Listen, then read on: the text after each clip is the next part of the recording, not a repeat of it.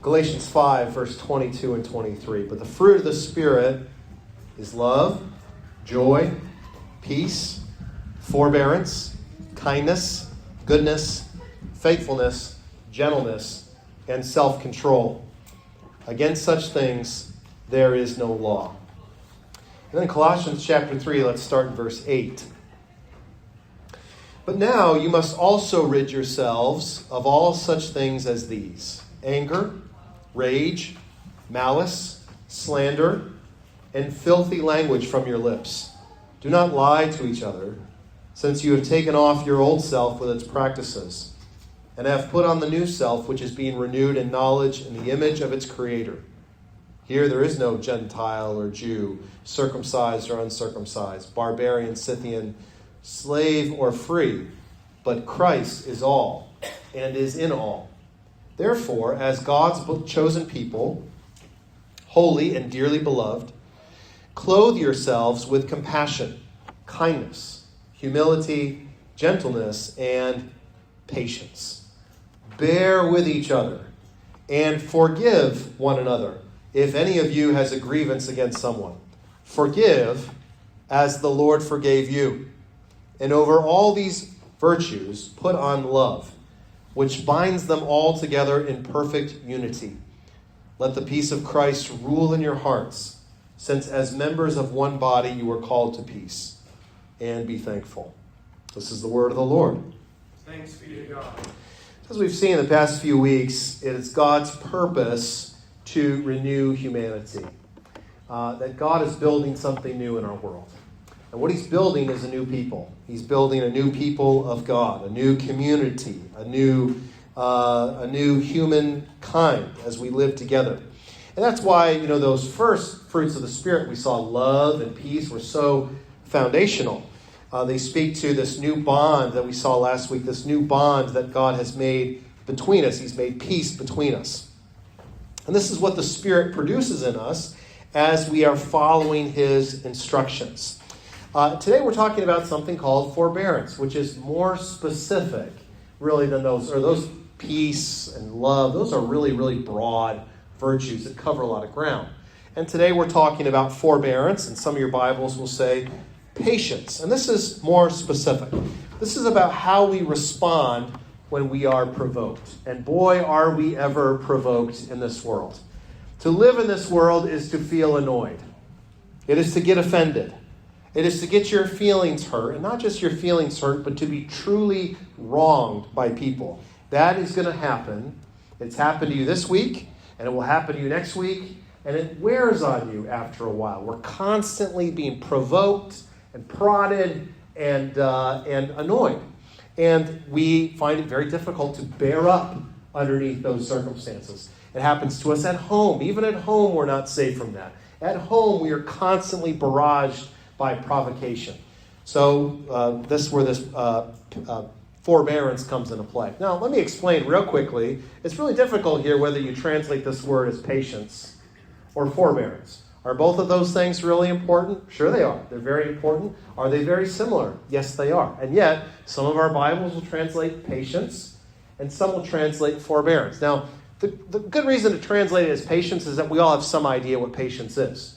Whereas we hear forbearance, we're like, I'm not sure what that is. So that's why patience is kind of a strong translation, but it's missing a little something that you get when you understand what the word forbearance means. So I would describe the difference kind of like this. Patience is about putting up with just circumstances, even boring circumstances. So imagine, you've had you've been stuck on an airplane before and you're not moving. You're just sitting out there on the tarmac and you're like, are we going to move ever? You're just sitting there. That requires what? Patience. That requires patience. But now imagine you're sitting next to a real jerk who keeps elbowing you in the ribs or talking to you when you're trying to sleep. What does that require at that moment? A kind of patience. That's patience too. It's a special species of patience that we call forbearance. You must forbear from telling that person to shut up. You must forbear from being rude to that person. You must forbear from insulting that person. You must forbear from trying to hurt that person back since they are hurting you, right? That's what forbearance is. Forbearance is specifically about how you deal with provocations that come from people who are bothering you. It is hanging on. It's hanging on to the right behavior even when someone is provoking you to indulge in the wrong behavior. So we all have our limits, right? We all have our limits. Structural engineers, they do this thing. My dad was kind enough to explain to me yesterday, where they have, if there's a bridge, you get out there in the bridge, what it'll sign on it, right? This bridge has a certain limit. Do not exceed. Don't try to drive across this bridge in your big old truck. Don't do that, right? They've calculated how much this thing can handle. Your forbearance is kind of like that weight limit for you. It's a measure of how much you can take, how much stress you can handle. And I'll be honest with you, some of those, maybe those love, joy, peace, you got through those and thought, I think I'm doing pretty good. My fruit of the Spirit report card is looking pretty good. I don't know about you, but this is the one where you're probably going to crash and be like, yeah, I got some real work to do in the forbearance department. It is putting up with offenses and learning to deal with it in a loving way. Remember, all of the fruit of the Spirit are different kinds of love, right? And what is the very first thing in Paul's famous chapter about love in 1 Corinthians 13? What is the very first thing he tells us about love? Love is patient. Love is patient. He's also going to say love is kind, which is our next one. We'll get to that next week. Love is patient. That is the first thing that Paul can think needs to be said about it. Why? Because you will not love somebody unless you learn to put up with their offenses and to continue to love even though you are being provoked very much to stop loving them. Now, what can these offenses look like? They can be all kinds of different things. Sometimes offenses are people are honestly attacking us. Like you may have a coworker who's legitimately trying to make your life miserable, or a neighbor that's trying to make your life miserable, or a family member even that's trying to make your life miserable. That's a provocation. That's an attack. It's trying to get you to stop acting in a loving, righteous way. But sometimes it's not that clear. It's not an attack so much as it's just rudeness, inconsiderateness, selfishness. This is much more common in our families. What is it that makes everybody lose their temper and lose their minds in our homes? Is it not just people acting selfishly, rudely, not being considerate of one another, and it makes us lose our minds? We get very provoked by that. And sometimes it's just people being stupid. Right? Some people, we say this like it's a badge of honor. I tell you, I just can't handle stupid people. Okay? What you're saying is, what I just don't have is forbearance. It's like, yeah, I know. We got to talk about that. You need to grow in some forbearance. And sometimes, parents, it's not even offense. Moms and dads, is it not true that sometimes the thing that's most provoking to us is just the endless, tiresome string of demands on our attention, on our service, on our time, right? That's just that endless string of demands can push you. Sometimes your kids are provoking you. Why? By being kids. Right? You can tell yourself, I know they're not really doing anything wrong. They're just being kids, but they're about to drive me crazy. That's a provocation. And what do you need? You've got to have forbearance. We have to have forbearance. Now, what does it look like when you lose forbearance? Well, when the bridge breaks, when you've loaded it up too much and it breaks. Well, that looks like different things too. Some of us, we probably lash out with some angry words, some angry actions. We want to hurt, and so we lash out or we seek revenge. And, this fits with our common use of impatience.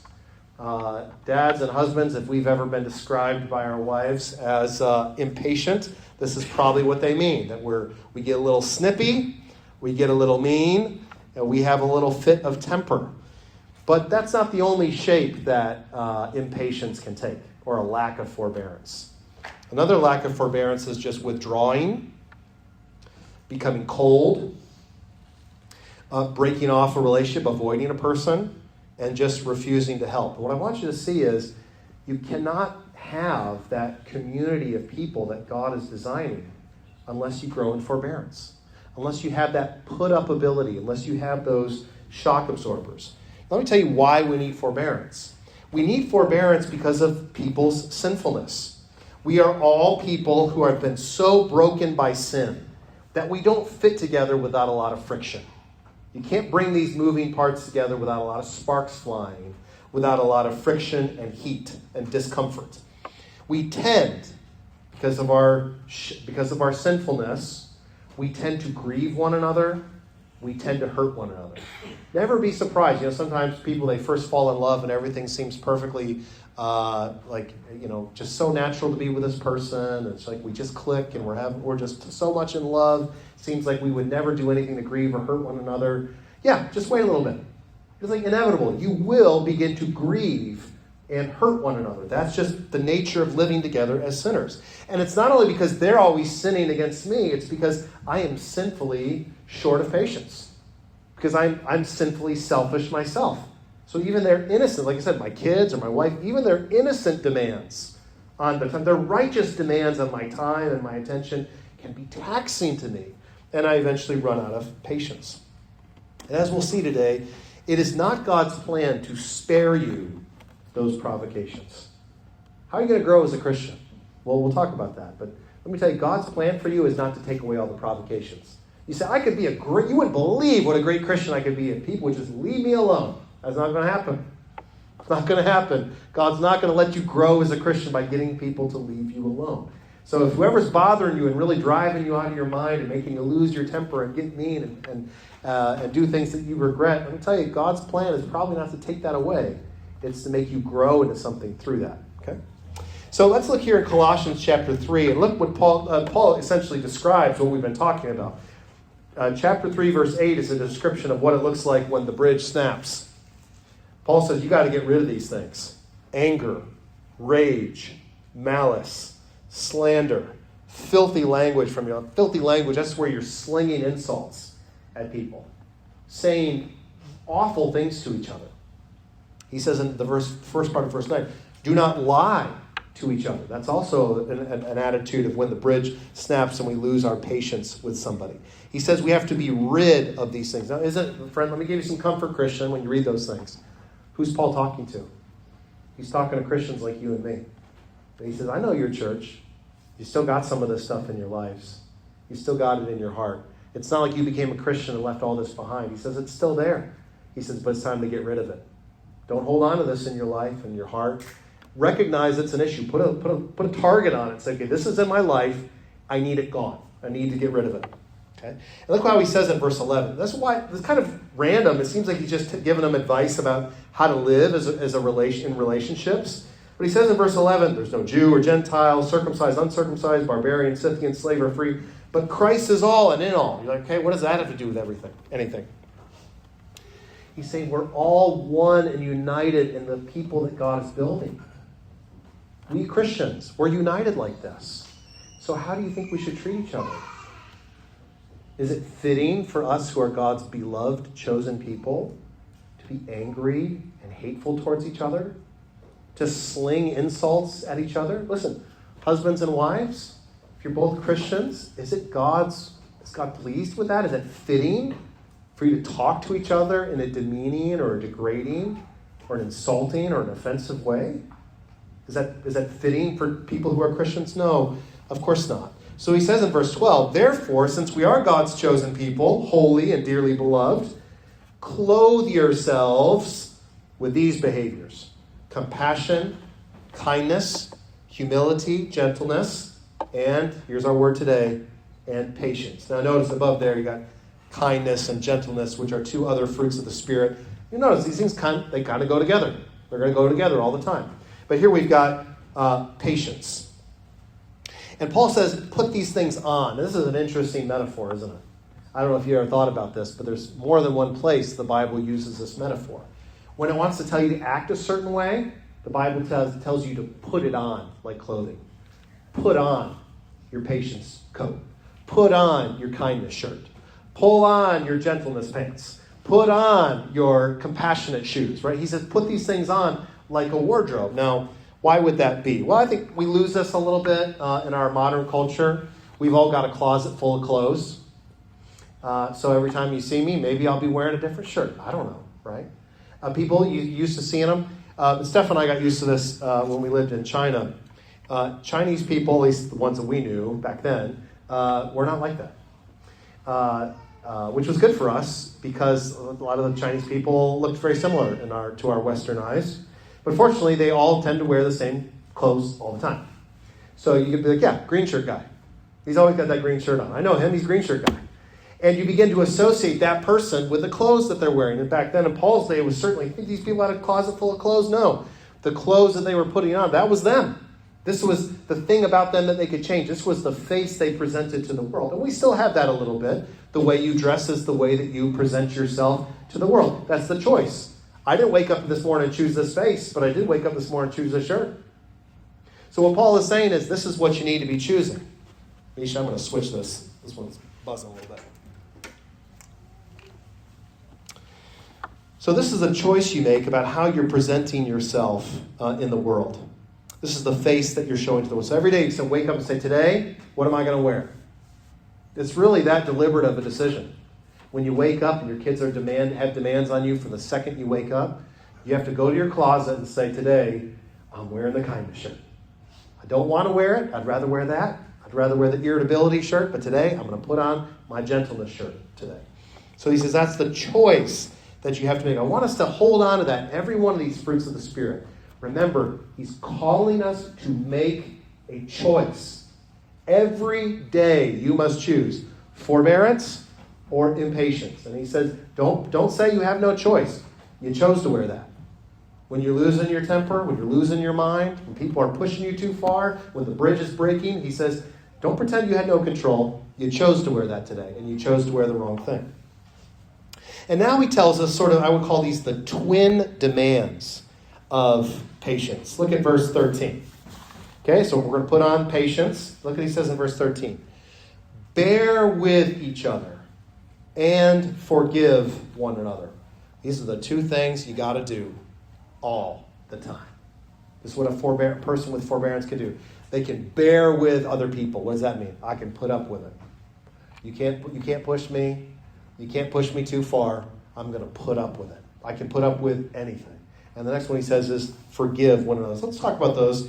First of all, to put up with it means I can endure this without resorting to unkindness. I can put up with a person's provocations, whether they're trying to attack me, or they're just hurting my feelings stupidly, or whether it's just their innocent demands, the tireless demands of our kids and our coworkers and things like that. Can I put up with that without giving way to unkindness? You see, forbearance can take an insult. Can you take an insult? Forbearance can turn the other cheek. Forbearance can handle the stress. Forbearance can absorb the heat. Forbearance can let an offense go. Like I said, I hope you've been discovering each week as we've talked about these. I hope I'm not the only one who is finding, as we talk about each fruit, that the Lord is sending me unique challenges every week to remind me of how much I still have to grow in that area. So some of these weeks I'm not really looking forward to. But this past week, I was, just yesterday actually, preparing for this message, thinking about patience, thinking about forbearance. And then somebody was super rude to Steph on Facebook Marketplace. Now, you should not go to Facebook Marketplace looking for civility and looking for kindness. But sometimes we do. And we were on Facebook Marketplace, and Steph had just a really rude interaction from a person. And I was almost begging Steph to give me the phone. The person had already told us their address. Stupid person, they already told us their address. And I immediately was dreaming and scheming, and I was not exercising forbearance. So in that moment, by God's grace, my wife was there to remind me of the importance of forbearance, right? And so that's what forbearance has to do. To say, yeah, you said that. So naturally, I want to say this. Well, I'm not going to say that.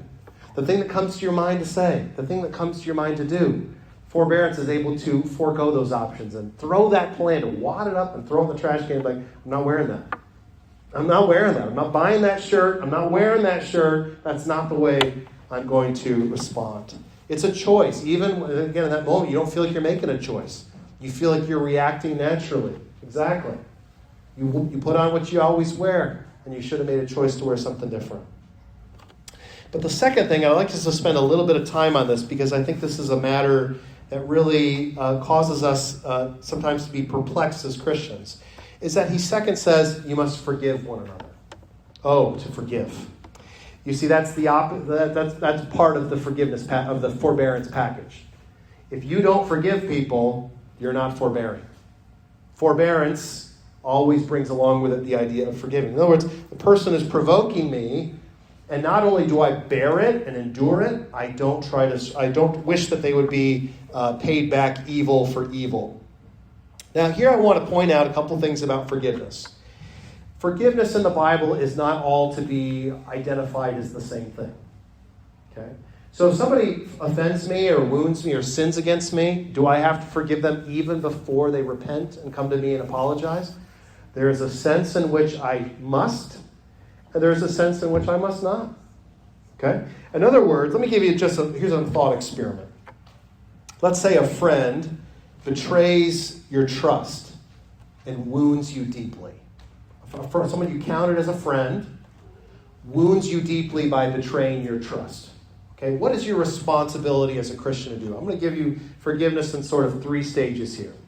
Stage 1, before the person has asked for forgiveness, recognize that in other words, as soon as I'm conscious that they have hurt me or wounded me, as soon as I'm feeling the sting of their betrayal, what do I have a responsibility to do?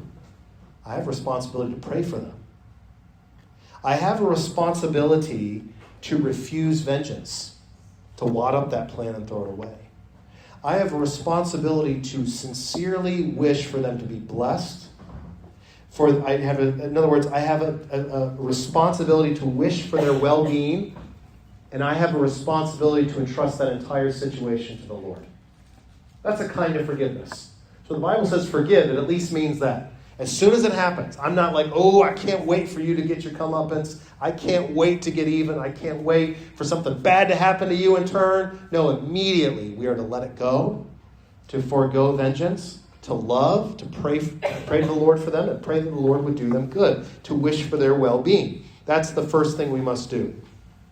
But what about when they actually come to us and apologize and repent?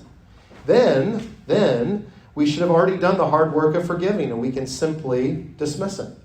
We can simply wave it off and say, it's okay. It's already forgiven. Okay. Now, there's a third thing, though, and that is, after they've already been forgiven, it doesn't mean that all the damage is immediately restored. No, all it means is that the damage can begin to be restored. You can start doing the work. Like if you come, like if Jordan breaks my leg today on purpose, I don't know why he did it, but he breaks my leg, I can forgive him and say it's fine, but my leg is still going to have to heal. Right? My forgiving him doesn't make my leg all better. In the same way, if your friend betrays your trust, you can forgive them. That doesn't mean the trust is repaired. It's still broken, and it's going to take some time to repair it. And this, of course, varies depending on the kind of offense, how big, how serious of an offense it is, or the type of the offense. But certainly that will not begin. That healing process does not begin until that person actually has repented and they've apologized. I heard a very good illustration of this. I don't often hear good illustrations on Christian radio, but I heard a good one the other day. I was like, we've got to talk about that. There was a person talking about forgiveness, and they compared it to, when you buy a house. When you buy the house, the bank gives you the money, and then you put the money in escrow before the money is transferred to the account of the person that you're buying it from. That escrow is really interesting. Whose money is it when it's in escrow? It's not yours. You already let the money go. It's gone. The money's in escrow. You have no power over that money. As far as the bank is concerned, as far as everybody's concerned, you've already paid what you need to pay. But the person who it's for has not yet received it. It's not theirs yet either. It's kind of in limbo. It's in the middle until they've done what they need to do and receive it. And in the same way, Seth can offer forgiveness to me. But if I'm refusing to repent and refusing to apologize or refusing to acknowledge I did wrong, I'm not benefiting from that forgiveness at all until I come to him and acknowledge what I've done. And then the forgiveness is already there waiting for me in the account. I thought that was a very good little illustration about forgiveness. But one thing is for sure when the Bible calls us to forgive is that there's something awful bad wrong if people could describe us as thin-skinned, as petty, as pouty or sulky. None of that screams forbearance. Now I want to tell you, too, just a couple other little notes about forgiveness before we move on, because it's such a practical thing for us. Forgiveness doesn't always have to be this big to-do. Where you come to me and say, Seth, can you ever forgive me for this grievous way in which I have wronged you? I have sinned against you in the following 4 ways. And Seth says, yes, I pardon you. I pronounce pardon. It really doesn't have to be in a healthy community, in a healthy family. In your family, I hope it doesn't look like that. I hope it's not that big of a deal, though sometimes it will. In the healthiest of groups, it's more like regular lawn mowing than it is like trying to cut down a tree with a chainsaw, right? We're both trimming things down, but one is like this big thing. I'm out there with a chainsaw hacking away at this giant offense. And the other one is just regular upkeep. Because in our day-to-day life, with living with other people, there's just a whole lawn full of offenses that are growing up all the time. Don't be alarmed if that's the way your family is and your marriage is. That's normal. It's just normal for there to be a whole lawn full of offenses growing up all the time. But that steady rhythm of forgiveness is like what? It's a person being constantly being conscientious, apologizing quickly when we grieve one another, not letting those things grow up real strong, and then the other person being very willing to let it go and not taking it to heart. Instead, what are we tempted to do? Our spouse says something to us, and we bury that in our heart. We mull it over, we feel bitter, and it grows, and it grows, and it grows, and it grows, right? Instead, we should be much more careful about how we speak to each other in the first place. Very quick to apologize to each other. If anything we've said may be construed in the wrong way or seems to have hurt the other person, and the other person should be very quick to cut that down and to let it go. In your life, you will actually probably have a few very large things to forgive. There are things that the other person will never apologize for. And they're the kind of thing, as soon as I mention forgiveness, you immediately think of the real big things that are very difficult to forgive. I'm going to tell you 2 things about that. The first one is, don't judge your whole ability to forgive on those few really big things. For or against. Especially don't be disturbed by the fact that these grave offenses seem to never be rectified. If you're a Christian, you'll be grieved over the fact that there's people that won't talk to you anymore, or they don't like you anymore, or they're mad at you. They'll grieve you as a Christian. But you shouldn't worry about it too much, I'll say. You shouldn't worry about that too awful much, that those terrible things happen. But, second, you should fight to forgive in your own heart again and again and again. It's not just going to be one time. You're going to have to cut that tree down again and again so that it doesn't grow up to be a forest. You just got to do that. You cut it down, it grows again. You cut it down, and it grows again. That's the work that we have to do as Christians, to constantly in prayer be confessing our slowness to forgive and asking the Lord's help to help us forgive others. Now, where does the power to do this come from? Look at verse 13. Bear with each other, forgive one another, if any of you has a grievance against someone. And look at this. Forgive, how? As the Lord forgave you. See, Christians, we have a prejudice in favor of forgiving. Why? Because we have been forgiven so much. How am I going to look at something my friend does to me? Or just a random person on the street, some way they provoke me, and in my heart say something like, that's unforgivable, I can never let that go. When God has already forgiven the inexcusable in me. It's so fixated on other people's inexcusable behavior, their unbearable behavior, and I forget that God has forgiven the inexcusable, unbearable behavior of me. And this is actually how the Bible describes God's own character. It describes him as slow to anger, as patient, and as forgiving. You want to know why God demands that we as his people constantly exercise forgiveness? Because he's showing the world what his own character is like. As you forgive people, because what's the opposite of forgiving? You cut that person down, you cut that relationship off, you push them away, you break things off with them, you want that person to suffer for what they've done. Right? If you do that, that's the opposite of God's plan for humanity. His plan for humanity is to gather people together. God's offer of forgiving grace to us says, there's still hope for you to be gathered into my people. Though you have failed in these inexcusable, unbearable ways, though you've acted like that, my plan is still to gather you into my people. But when you, Christian, we refuse to forgive one another, and to forbear with one another, we're acting like God's plan is to push this person ultimately away. So God demands that we have the same forgiveness policy that he does. We have the same forgiveness policy that he does.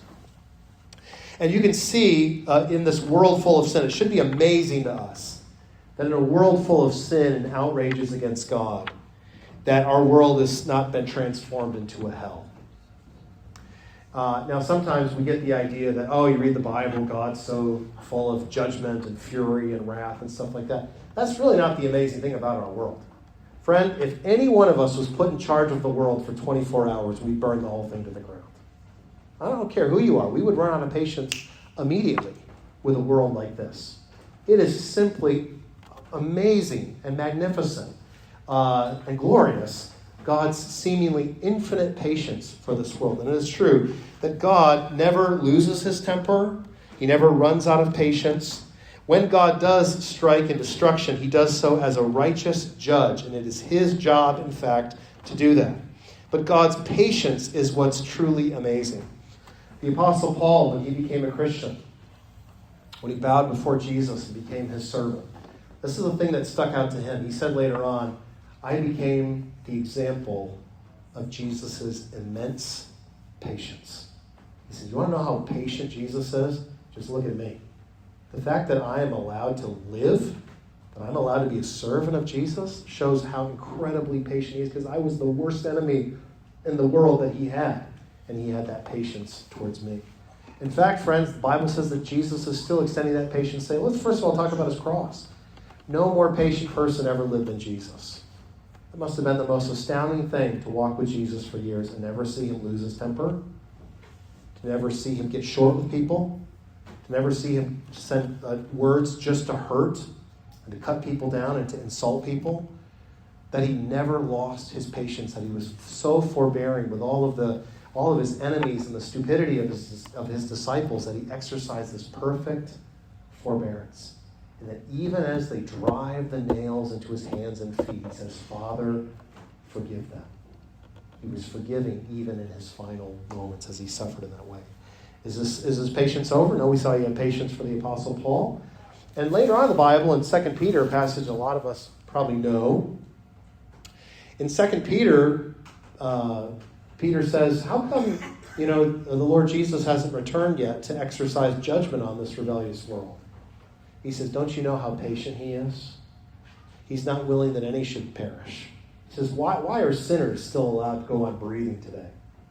People in our world walking the streets rebelling against God, why are they allowed to go on breathing? He's still, in his forbearance and his patience, has his hand extended to them. Every one of us who's a Christian, if you were converted at a late enough stage in your life to look back on your life before you were a Christian, you can say, oh yeah, he was so patient to me because I provoked him and I provoked him and I dared him to strike me in his judgment, and he was so kind to me and so patient with me. So, unbeliever, if you're not a Christian, what wonderful news we have as Christians. Don't ever doubt that he stands ready to forgive you. The fact that you're still breathing is a testimony to his patience. The fact that we are announcing the offer of God's grace to you today is a sign of his long-suffering and his patience and his forbearance to you. Now, Christians, let me give you a few notes about forbearance. As we see from this passage we talked about today, I think all of us recognize we have a long way to grow in this area of forbearance. So let me give you some thoughts about that. Notice in verse 15. Okay, we just said, as we are forgiven ones, we should be very quick to forgive others. Verse 15. Let the peace of Christ rule in your hearts, since as members of one body you were called to peace. That goes along perfectly with what we talked about last week about how we are to be peaceable as the people of God. But look at these last three words, and be thankful. Be thankful. I find that word a little strange here at the end of the passage. He's saying, don't lose your temper, fits of rage, slinging around insulting, degrading words, lying to each other, all of that. He says, no, actually what you need to be is thankful. Now, what does he mean? Thankful is like the opposite of that bitter resentment. A person that's losing their patience, a person that's angry, is not looking very thankful at the moment, right? They're acting like when you're feeling like you're so offended, at that moment you're not feeling very thankful for God's blessings to you. So he's saying we should constantly be overwhelmed by the goodness of God to us, that it makes other people's offenses against us seem very small. When other people's offenses against me are blowing up out of proportion, it's because I've lost sight of the immensity of his grace and his goodness to me. Now, one other note, as I studied the word patience and forbearance in the New Testament, I was very interested to find that it often is talked about in places where we're to be teaching others. So, for example, in 2 Timothy, the Apostle Paul tells Timothy, preach the word, be prepared in season and out of season, correct, rebuke, and encourage with great patience. If you aspire to be a teacher, to teach anyone anything else that's worth knowing, and those of you who are professional teachers know this, what do you have to be? You have to be patient. You have to be patient. Why? Because they're not going to get it right away. You're trying to help people. Actually, what happens when you try to help somebody and they're not doing very good at it? What's going to happen? The claws come out. They get actually angry at the teacher. So he says, if you're going to be an effective teacher, whether you're teaching your kids or whether you're teaching at church or whoever you're teaching, he says you have to be prepared. If you're online talking to people and trying to help people by giving them counsel on social media or whatever, boy, you got to exercise some patience. Because the temptation is, again, for the claws to come out, for us to get angry and lose our temper with people. He says, if you do that, you actually take the truth that is meant to build them up and convert it into a means of destruction. So we must remember their ignorance and show mercy. Remember their ignorance. When someone's provoking you, you have to remember their weakness and how great their need is. And then simply, friends, let me exhort you to confess to God the sin of anger. I think probably we as men, this is probably our besetting sin, a characteristic sin of us as men, that we are known for our short tempers, for our harsh words to even those that we love. And the passage we're looking at today is a good reminder that that is a deadly act of rebellion against God. To be a person who's always losing their temper, throwing things around, throwing our words around, that is actually an act of rebellion against God. So let's ask God's forgiveness for that. And let me tell you something. In the book of Proverbs probably has more to say about patience than any other book. And I was looking through the Proverbs about patience this week, and boy, there's some awesome ones. And let me tell you a few things that the book of Proverbs says about patience. Here's one thing it says. It says patience is glorious. It is glorious to be a patient person. Let me tell you what I think that means. When you are a person who's like unflappable and you're not provoked, it causes people to be impressed with you. See, what we're afraid of is that if I can stand there and just take this person insulting me, being rude to me, mistreating me, if I just bear with it, I'm afraid that's going to make everybody have a lower opinion of me. And Proverbs suggests that the opposite is actually true. It actually causes people to be impressed, and it will raise your honor in front of other people. So patience is it is glorious. Patience is glorious. But then, patience is wise, he says. You want to be wise? Be patient. Now, why is it wise to be patient? Because if you're not patient, I promise you, it's going to get you into all kinds of trouble. If you're getting angry, losing your temper, being short with people, it's not going to make you make things better for you in life. It's actually going to make things worse. I know it feels very good in the moment to spout off and say everything that's in our mind or to flash out with our anger and our temper, but it's actually something you're going to regret, and it's actually making things worse. So patience is glorious. Patience is wise. He says patience is honorable. It's honorable because what it's doing is it's recognizing that you have a duty, you have a responsibility. In the same way that a soldier wearing a uniform needs to be very cautious about how he acts while he wears that uniform, a Christian who exercises patience and forbearance is saying, I see who I am, I see who I represent, I see what my duty is as a father, my duty as a husband, my duty as a friend, my duty as a citizen, my duty as a neighbor, my duty as a coworker, etc., and I'm going to act appropriately. That's honorable. And then, lastly, Proverbs says, look at this one, patience is strong. Patience is the ultimate demonstration of strength. It is the powerlifting of Christian virtue. Because patience shows that you have control over the hardest thing that there is to control. You. Ain't nothing harder to control than you and your tongue and your temper. And a person, doesn't matter how strong they've gotten all kinds of other ways. If they don't control themselves, then they are not actually very strong at all. And so, impatience, remember this, friend, impatience is a weakness. Impatience is a weakness. See, when I lose patience with people, what I tell myself is things like, well, I have very high expectations. Or I'm teaching them a lesson. Or, I'm just too straightforward to hide how I really feel. When in actuality, what you're doing is screaming to the world, I'm weak and I can't handle it. I'm weak. I cannot handle this person's provocations. It's a demonstration of weakness. So hold back those wounding words. Hold back your temper and your anger.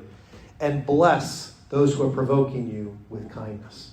When someone is driving you crazy, close your eyes for a second and think, what does this person need? How can I bless them? Let me tell you, rather than spare us, as we said earlier, God uses all of these provocations in life to exercise us. It's like working a muscle or he's developing in us a character like his own. How do you get a muscle stronger? Not by avoiding using it. You get a muscle stronger by using it a lot and challenging yourself. When I was a younger man, before we had kids, I was really worried about having kids because the sound of a screaming baby would go through me like a spear. Like I just thought I was going to die when I heard a baby cry.